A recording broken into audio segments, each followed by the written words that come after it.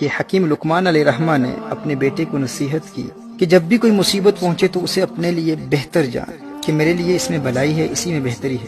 تو بیٹا کہتا ہے کہ والد صاحب میں نے آپ کی یہ بات تو سن لی ہے اور سمجھ بھی لی ہے، لیکن اس پر ابھی میرا یقین پختہ نہیں ہوا۔ یعنی مصیبت میں بھلائی کیسے ہو سکتی ہے، مصیبت میں بہتری کیسے ہو سکتی ہے؟ بیٹے کے یقین میں پختگی پیدا کرنے کے لیے دونوں باپ بیٹا اس حوالے سے وقت کے نبی سے رہنمائی حاصل کرنے کے لیے طویل سفر پر روانہ ہوتے ہیں۔ کئی دن رات سفر جاری رکھا، راستے میں ایک ویران جنگل میں داخل ہو گئے۔ شدید گرمی تھی، کھانا پانی بھی راستے میں ختم ہو گیا، خچر بھی تھک چکے تھے اور پیاس کی شدت سے ہانپنے لگے۔ تو دونوں باپ بیٹا خچروں سے نیچے اتر آئے اور پیدل ہی چلنے لگے۔ اب اچانک بہت دور ایک سایہ اور دھواں سا نظر آیا، تو حضرت حکیم لقمان علیہ الرحمہ نے گمان کیا کہ وہاں شاید کوئی آبادی ہے، تو اسی طرف چلنے لگے۔ راستے میں بیٹے کو ٹھوکر لگی اور اس کے پاؤں میں ایک ہڈی اس طرح گھسی کہ پاؤں کے تلوے سے پار ہو کر ظاہر قدم تک نکل آئی۔ اب حضرت حکیم لقمان علیہ الرحمہ کا بیٹا درد کی شدت سے بے ہوش ہو کر زمین پر گر پڑا۔ آپ نے بیٹے کو سینے سے چمٹا لیا اور پھر اپنے دانتوں سے ہڈی نکالنے لگے، اور پھر کافی مشقت کے بعد بالآخر وہ ہڈی نکل گئی۔ اب حکیم لقمان علیہ الرحمہ کا بیٹا شدید تکلیف میں اپنے والد سے عرض کرتا ہے کہ آپ نے تو فرمایا تھا کہ ہر مصیبت میں بھلائی ہے، ہر مصیبت میں بہتری ہے، لیکن ابو جی آپ دیکھیے کہ میرے درد کی شدت کو دیکھ کر آپ کی آنکھوں میں بھی آنسو آ گئے ہیں۔ ہمارے کھانے پینے کی تمام اشیاء ختم ہو چکی ہیں، اس ویران جنگل میں بھوکے پیاسے اسی زخمی حالت میں اگر ہم رہے تو ہماری تو یہاں موت واقع ہو جائے گی۔ اب آپ بتائیے کہ اس مصیبت میں کون سی بھلائی ہے، اس میں کون سی بہتری ہے؟ آپ فرماتے ہیں کہ ہر مصیبت میں بہتری ہے۔ حضرت حکیم لقمان علیہ الرحمہ نے ارشاد فرمایا، بیٹے اس مصیبت میں بھی تمہارے لیے کوئی بہتری ہے۔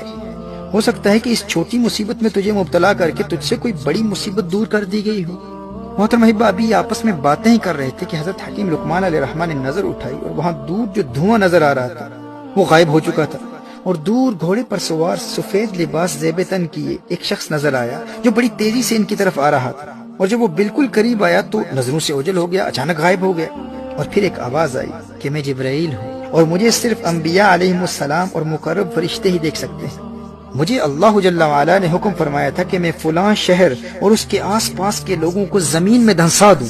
مجھے خبر دی گئی تھی کہ تم باپ بیٹا اسی شہر کی طرف آ رہے ہو۔ اللہ جل وعلا نے تمہیں اس شہر میں داخل ہونے سے روکنے کے لیے آپ کے بیٹے کو آزمائش میں مبتلا کیا اور اس کے پاؤں میں ہڈی چبھ گئی، اور اس چھوٹی مصیبت کے ذریعے اس شہر والوں کے ساتھ ہلاک ہونے کی بڑی مصیبت سے اللہ جل وعلا نے تمہیں بچا لیا ہے۔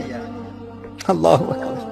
محترم احبہ، پھر حضرت جبریل امین علیہ السلام نے اپنا نورانی ہاتھ اس لڑکے کے پاؤں اور برتنوں پر پھیرا، پاؤں بالکل ٹھیک ہو گیا اور برتن پانی اور کھانے سے بھر گئے، اور پھر دونوں باپ بیٹے کو سواریوں کے ساتھ اٹھایا اور چند ہی لمحوں میں واپس ان کے گھر پہنچا دیا۔ میرے دوستو یاد رکھنا، جب بھی کسی مصیبت میں مبتلا ہو تو ہمارا رویہ یہ ہونا چاہیے کہ یہ مصیبت کسی بڑی مصیبت کو ٹالنے کے لیے آئی ہے، اور اس مصیبت میں ہمارے لیے کوئی بہتری ہے، کیونکہ کچھ مصیبتیں آتی اسی لیے ہیں کہ ہمیں کسی بڑی مصیبت سے بچائیں۔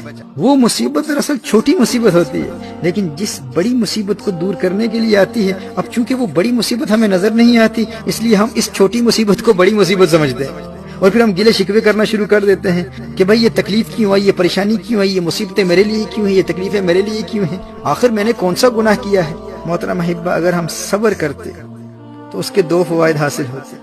ایک یہ کہ اللہ جل وعلا ہمیں اس آنے والی بڑی مصیبت سے بھی بچا لیتا، اور صبر کی برکت سے یہ چھوٹی مصیبت بھی بالآخر دور ہو جاتی۔ جیسے حضرت جبرائیل علیہ السلام نے ہاتھ پھیرا اور لڑکے کا پاؤں بھی ٹھیک ہو گیا، برتن بھی کھانے اور پانی سے بھر گئے، اور سواریوں سمیت باپ بیٹا عافیت سے گھر پہنچ گئے، اور اس شہر میں عذاب میں مبتلا ہونے والی بڑی مصیبت سے بھی اللہ جل وعلا نے بچا لیا۔ کیوں؟ کیونکہ حضرت لقمان علیہ السلام نے اپنے بیٹے کو صبر کی تلقین کی، کہا کہ بیٹے اس میں بھی کوئی بہتری ہے، اس میں بھی تمہارے لیے کوئی بھلائی ہے، ممکن ہے کہ یہ مصیبت اس لیے آئی ہو تاکہ تجھے کسی بڑی مصیبت سے بچا لے۔ محترم احبہ، نبی کریم صلی اللہ علیہ وآلہ وسلم کا فرمان علی شان ہے، اللہ جل وعلا کے فضل و احسان کا تقاضا یہ ہے کہ تم بیماری میں اس کے شکوے نہ کرو اور مصیبت کو پوشیدہ رکھو، مصیبت کو چھپا کر رکھو۔ اگر مصیبت پر شکوہ نہ کیے تو وہ مصیبت بھی ٹل جائے گی، اور جس بڑی مصیبت کو ٹالنے کے لیے آئی تھی وہ بھی ٹل جائے گی۔ ایک روایت میں آتا ہے کہ اللہ جل وعلا انسان کو ایک چھوٹی تکلیف دیتا ہے، لیکن بندہ جب اس چھوٹی تکلیف پر شکوہ کرتا ہے تو اللہ جل وعلا اس شکوے کی وجہ سے اس بندے کو بڑی تکلیف میں مبتلا کر دیتا ہے۔ یعنی پہلے وہ تکلیف چھوٹی تھی، لیکن اس نے شکوہ کیا، اس نے گلہ کیا، تو اللہ جل وعلا نے اس شکوے اور گلے کی وجہ سے ایک بڑی مصیبت میں مبتلا کر دیا۔ دین کی بات پھیلانا صدقہ جاریہ ہے. ثواب کی نیت سے ویڈیو کو شیئر ضرور کیجیے. جزاک اللہ.